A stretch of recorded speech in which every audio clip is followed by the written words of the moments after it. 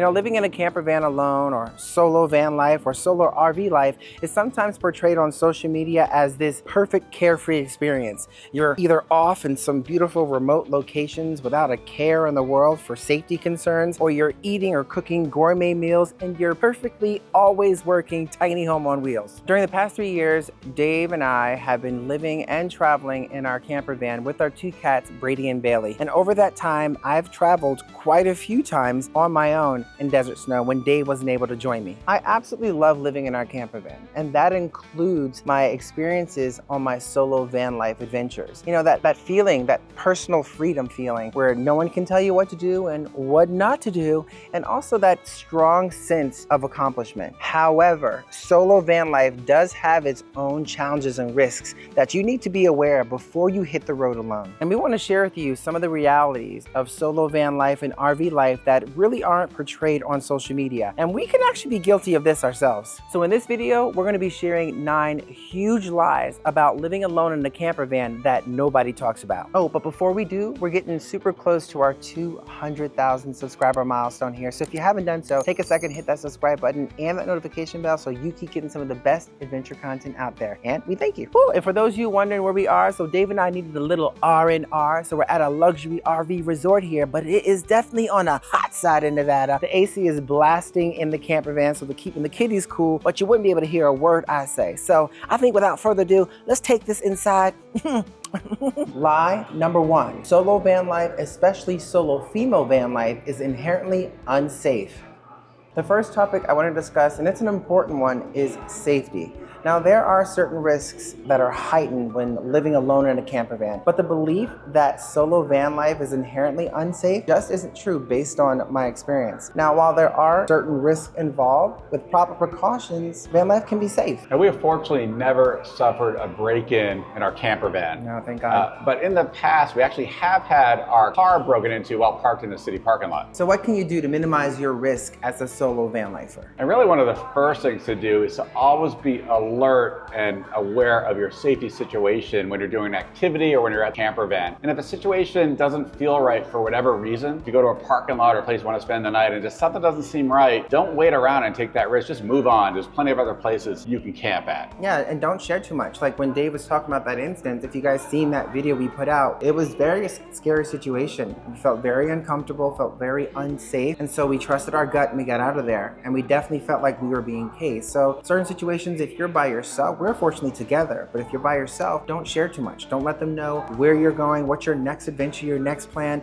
Just keep it to a basic conversation and don't share too much. Right. And one other tip around that too, if you do engage with someone, answer in kind of we or us. Don't let them know that you're actually alone, right? Make it seem like there's someone with you, because that could certainly dissuade them if they think, oh, there's other people in your camper van. Correct. So when you're parking overnight, certain situations where you're parking in, say, a grocery store parking lot or a casino parking lot or even a gas station parking lot, something like that, it's really important to not draw attention to yourself that you're alone. You know, when you arrive, when you get there, make sure you have all the doors locked, and the compartments. Put up those internal sun shades on your window dressings. Also make sure they're blocked out fully so that people can't peek inside and see who's in there. And one point too, obviously don't put your awning out, right? Obviously that'd be obviously a very dead giveaway. And don't put your chairs out too. Now, if you do need to put out a chair for any reason, put 2 chairs out. Even if you're solo, put 2, so you have the impression of actually being 2 people at the camper van. And another important point too, if you do carry, for example, your bike outside your rig on a bike rack or something like that, or you have something expensive outside your rig, that could definitely be a magnet for thieves. You need to be even more careful. We've had a number of fellow RVers lose their bikes right off the backs, very quickly right off the back to their rig. So be super careful where you choose to camp if you're carrying your bikes on the back of your rig. Also, when you're in those particular situations, those overnight spots, you want to park in a way that you're facing the exit so you can get out pretty quick, you know, versus having to back out and drive away. It should be positioned so if something does happen, you can quickly just exit the situation. And then we also recommend make sure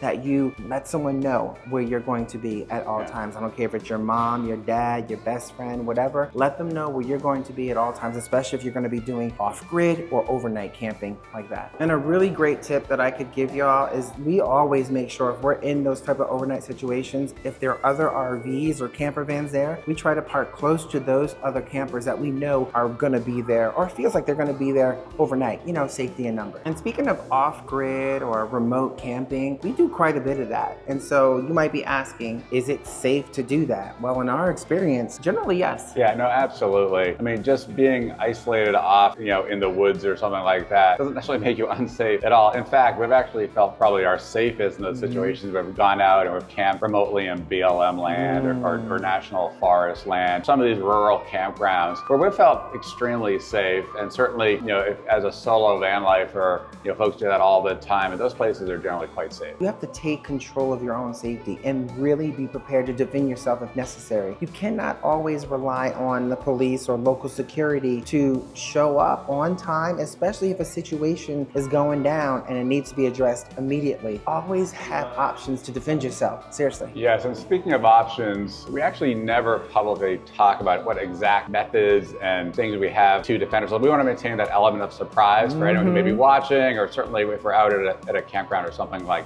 that. We take it very seriously, so you definitely need to know that. And we recommend that you have multiple self-defense options available to you. First of all, obviously, potentially firearms, if you are properly trained, of course. And licensed. But certainly you could have a hatchet, you could have knives. Bear spray, mace, that's a winning whoop butt combination, y'all. And I would also recommend having like loud devices like foghorns. Have something next to your bedside when you're sleeping. On top of that, your phones. And if you can, get some motion censored cameras installed around your camper van so that you can see what's going on outside without having to peek outside. And one final tip regarding safety too. We also recommend that you have your keys readily available in a place you know on a regular basis each night when you go to bed, so that if something happens in the middle of the night and you need to get out of there quickly, you know where to grab your keys and get out, drive out of there as fast as you can. 100%. Lie number 2. As a solo van lifer, it's always easy to find free and safe overnight parking. Finding safe and free overnight parking is obviously essential to when you're living on the road. Now, sometimes, especially when you're new to van life or you're alone, it can be even more challenging to find those locations that you feel safe. For sure. And so preparation and research is key. Now saying that, even if you do all the preparation and research, you still need to be aware when you actually arrive at the location. If something doesn't feel right, move on. As we mentioned before, we've been at parking lots where we showed up and everything checked off when we did the research. There were no warnings from people. They all said it was like a popular place to camp overnight, safe and things like that. But we get there and something didn't feel right. We felt like maybe we were being cased. If you feel anything like that, just move on right away. And with that being said, more and more places are putting restrictions on overnight camping, like places in cities or municipalities. So you need to do research, especially in the city that you're going to be in, to make sure that they allow overnight parking and overnight camping in certain places. And to speak to such, fewer and fewer Walmart. Walmart used to be such a great place to kind of overnight. Go in there, get your groceries, come on out, chill, go in there, get some ice cream. Not anymore. Fewer and fewer Walmarts are allowing free overnight camping. So now if you're not familiar with whatever area you plan on being in and you want some easy, useful ways to figure it out if it's a great safe spot to be in, well, there's apps that you can kind of guide yourself towards. One in particular is iOverlander, which is a great app to find overnight parking with great reviews. Yeah, absolutely. And finding the right spot where you feel safe, that can take some time, right? And we recommend you actually have multiple options. If you're going to a certain location, have multiple options available. So if you get to one spot, it doesn't feel right, you have another kind of plan B to head to. Now, we do have a video where we shared some of the best RV overnighters that we think you will find helpful. And we'll leave a link to that in the description box below. Lie number 3, you need to be handy or mechanically skilled to start solo van life. Now, it certainly would be helpful to be handy or mechanically skilled before you start van life, especially solo van life, but you certainly don't need to be. You know, we were certainly not handy when we started as well. Not at all. But trust us, like when you get into van life, you will start becoming more and more handy as you go. And we encourage you to try to learn your systems and things like that as you go, so you become handier and know how to fix things. Because if you're relying on RV tech to do everything, not only will it be very expensive, but it'll be very frustrating as well. You'll spend a lot of time like changing plans and things like that to find that RV tech, take care of your issues. And we suspect you'll find too, the more and more you can learn new things and fix your own issues with your van, the more kind of rewarding you'll find that to be as well in terms of satisfying. We certainly do. We can actually fix something. And one tip too, if you have an issue going on, check YouTube videos, because it's very possible someone actually made that video about that exact problem you're facing. Lie number 4. As a solo van lifer, traveling and camping are spontaneous and carefree. Many people seem to believe that living the van life is completely spontaneous, that you can pick up on your adventure at a whim, at a moment's notice. But the reality is, as a van lifer, and this is especially true for solo van lifers, you can suffer from planning fatigue and anxiety. Constantly planning, and when you're solo, you have to do it all. Like, where do you plan on eating next? Where are you sleeping next? Where's the next destination you're going to overnight in? And you even have to be more aware of those situations now with the campgrounds and overnighters, because more and more RVers and campers are on the road, therefore putting yourself in a position where you actually have to plan ahead. And if you're doing all the driving, that puts even more pressure on yourself to get that constant planning put in place. It could be a stressful situation. Yes, absolutely. And in addition to that too, of course, you also need to think about, okay, where are you gonna refill your tanks, your water tanks, your propane tank? Where are you gonna dump your waste, whether it's your black tank, cassette toilet, your gray water, right? You need to, obviously you're factoring all that in, so there's a lot of planning going on. Where are you putting the trash? My goodness gracious, there is so much to think about. So the moral of the story is plan ahead. Lie number 5. It's always easy and convenient managing your toilet situation on the road. Now, this certainly depends on the type of RV or camper van that you have, but for many, you may have a composting toilet, a cassette toilet, or even just like a simple portable toilet, or none at all. And for some, actually quite a few, more than we even expected probably starting out, many don't actually poo in their camper van, right? It's only for number 1. And that's actually true for us as well. And where that leads you is that quite often you may be actually planning your trip, and certainly where you're overnight, whether there's like a convenient bathroom around. So if you gotta go and that happens like late at night or something like that, you have the option to do that. You don't want to be caught in that awkward situation, but that really has an effect on your planning. And if you're parking in places, you get there late at night and you don't have any of those amenities Dave mentioned, like some and many van lifers don't, well, you might have to end up pooping in a bag. You know, I mean, I have to speak to that target level graphic, but I was late night. I did not want to venture off to find the toilet, so I actually had a camping bag with the proper chemicals in it that I overlaid on top of my toilet and did my business. And I felt wonderful.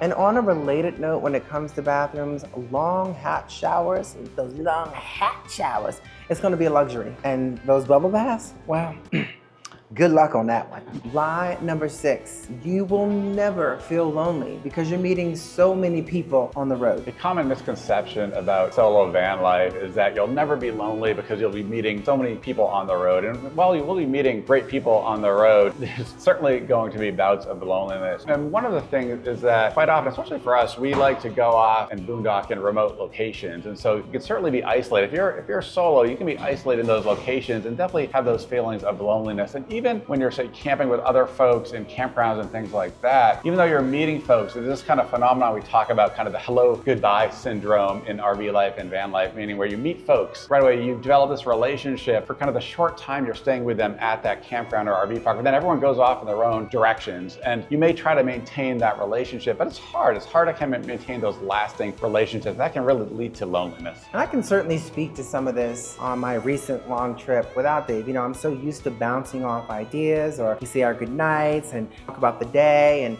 you know, you have this communication that you don't necessarily have when you're on your own. Yeah, it can be rewarding at times, you know, enjoyable, like we talked about earlier, you know, things that you can do, you know, you're not kind of having to worry about the other person in that regard, but you do come back to the fact that I can't just have a conversation with my cats all day long. So you do miss those conversational moments, and it does feel isolating at times, and you start missing that communication. So that's just an example for me. Like, I know I really am am fortunate to have my soulmate that I can actually bounce off some wonderful, great conversation with. Because, you know, Brady and Bailey, I can only go so far with treats. Lie number 7. It'll be easy to adapt to minimalism and living in such a small space. Common misconception about solo van life that many people believe is that kind of minimalism and kind of living that kind of more minimalistic lifestyle comes naturally to folks and really easy and easily manageable, but that can take time. The reality is that trying to downsize from where you were into that brick and mortar existence into the smaller confines of an RV or camper van, which gets even more challenging, say the smaller you go, that can be a real challenge for folks and be kind of emotionally draining and tough to take, especially in those smaller camper vans and doing daily routines where you can kind of feel cramped sometimes in those environments. So if it takes you some time, don't be surprised. Don't think you're any different than other folks going through the same experience. And to spin off Dave, I'll just tell you this, organization is going to be your best friend. It's critical. Now, our camper van is a little bigger than, say, some other camper vans that might be smaller, but it's still the same. It's really important to get organized so that you're not always thinking about Tetris moves when you're trying to put things in certain places. If you have an organized system, you know exactly where that goes, which will definitely take some stress off of your mind. I think Dave should tell you about his compartment system, because trust me, it took a while to get used to it, but he's nailed it now. well, nailed it the best you can. The challenge is, you know, we try to put things that we don't use frequently kind of in the back part of the compartment area. So when we take things out that we use frequently, we don't have to take those things out first. Of course, the challenge is, as Tanya mentioned, this whole Tetris. You have to also piece things together if you're fully loaded in that compartment. Lie number 8. Solo van life with your pets will always be a breeze. Maybe not fresh air. One common misconception is that RVing or living in a van with your pet will always be easy and a breeze. And that's certainly not the case. And even if you're just introducing your pets to the van life experience, they may need some adjusting. Not all pets travel well or things like that. Now, we've been very fortunate because our pets travel great. They love being with us. Yeah, they love being with us and traveling. But we know that for a fact that, and we've heard from some of our viewers, that's not all the case with respect to some other pets out there. So just be prepared for potential transition if you have pets and you're moving into van life. Yeah, and there might be certain situations out there as well where you might need to get a vet. And if it's not your vet, you have to find a veterinarian that you trust, that you feel safe taking your pet to. So those are also situations that happen, which makes it not a breeze. Now, I will say, absolutely, what is a breeze is those snuggles. They come up to you, give you a snuggly wugglies in the day, snuggly wugglies at night, and just their character. It's like, I personally feel having our Brady and Bailey with us all the time, they're an extension to our family, so it's great to have them there. Yeah. But it's not always a breeze, especially with that litter box situation, right? Certainly the litter box as well. You need to make sure you keep that litter box clean. We do. And another point too is you may be, when you're RVing, especially in summer months, you may be in some extreme temperature situations. And so it's super important to make sure you stay close to your van or RV in those types of days, and also have monitors. We have quite a few monitors monitoring the temperature in our rig to make sure it's safe for our kitties at all times. Absolutely. Lie number 9. You will never miss the normalcy you may have had when you lived in a brick and mortar lifestyle. Like them bubble baths. Now, this may not be true for every RVer and van lifer, certainly, but we know it's definitely true for some. That can be the feeling of being almost like feeling detached from quote unquote normal society. Yeah. You know, when you're living on the road, you know, for example, you don't have your normal doctor that you'd go to, or your kind of the restaurant you go to every weekend, or kind of the date night. Date night. You can lose track of that, right? And things are constantly changing. You're adjusting to weather, so it's hard to have that kind of sense of normalcy all the time. Yeah, and what can help with that, honestly, y'all, is to slow down. Slow way down. Yeah. And Dave's still working on that, y'all. I'm still working on it. What he means by that, and what I mean by that, is basically stay in one place a little bit longer so you can build those little relationships. Yes, places you may stay out there, if you're definitely boondocking, you're on your own. But if you're at a campground or places like that where you can actually build a little bit more quality time, kind of communicating, having some fun, building a little bit of normalcy in your life, do it. Absolutely. Now, we have a question for you. If there are any lies or misconceptions about solo van life that we have not mentioned, please let us know in the comments below. We would love to hear about them. Yeah, and if you are thinking about buying your first camper van or a different camper van, and you want to know 9 huge lies about buying a camper van over $100,000 nobody talks about, well, watch that video right here. I'll sit back so you can see it, so it's not on my face. Maybe it's on Dave's. Yeah, right here. Maybe it's on my chest. Maybe. Well, wait a second. All right, y'all. And we'll see you in the next one.